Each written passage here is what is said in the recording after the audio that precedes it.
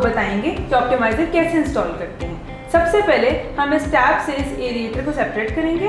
हम इसको रेंच से भी कर सकते हैं, लेकिन अभी ये हाथ की मदद से इजीली सेपरेट हो गया है।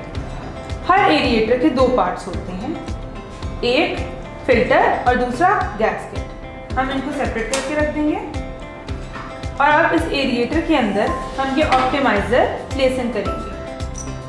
ये आप देख सकते हैं कि ये बिल्कुल इजीली प्लेसन नहीं है, बहुत लूज है, जिसकी वजह से हम इसके अंदर अडेप्टर डालेंगे। ये अडेप्टर होता है, ये अडेप्टर हम इसके अंदर प्लेस करेंगे। ये आप देख सकते हैं ये इजीली अडेप्टर फिट हो गया।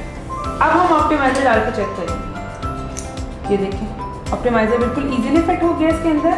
अब लीकेज से बचने के लिए हम इसके अंदर गैस्केट प्लेस करेंगे। गैस्केट इसके अंदर इजीली प्लेस हो गई। अब हम इसको टैब के साथ ज्वाइन कर देंगे। आप इसके लिए रेंच भी इस्तेमाल कर सकते हैं, लेकिन ये इजीली हाथ से हो रहा है।